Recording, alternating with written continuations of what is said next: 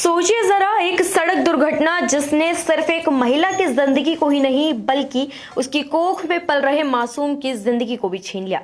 साल 2018 का वो हादसा जिसने एक गर्भवती महिला को हमेशा के लिए गहरे घाव दे दिए। उस हादसे में महिला का 6 महीने का भ्रूण यानी कि फीटस जिंदगी से जंग हार गया। अब लगभग 6 साल बाद कानून ने उस दर्द को मान्यता दी है। मोटर दुर्घटना दावा न्यायाधिकरण यानी कि मैक ने इस मामले में एक ऐतिहासिक फैसला सुनाते हुए बीमा कंपनी को आदेश दिया है कि महिला को 40 लाख रुपए का मुआवजा दिया जाए।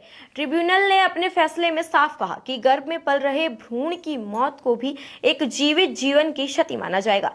यानी हादसे ने सिर्फ मां को शारीरिक और मानसिक चोट नहीं दी बल्कि एक आजन्मे बच्चे के भविष्य को भी छीन लिया और इसी आधार पर महिला को बड़ा मुआवजा देने का आदेश दिया गया।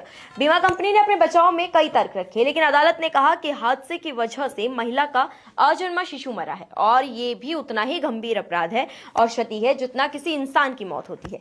इस मामले में मुख्य रूप से मोटर वाहन अधिनियम 1988 लागू होता है। धारा 166 के तहत पीड़ित या मृतक के परिवारजन दुर्घटना में हुए नुकसान के लिए मुआवजे का दावा कर सकते हैं। धारा 168 न्यायाधिकरण को यह अधिकार देती है कि वो उचित जांच के बाद मुआवजा यानी कि कंपनसेशन तय करे और संबंधित बीमा कंपनी या फिर गाड़ी मालिक को भुगतान का आदेश दे।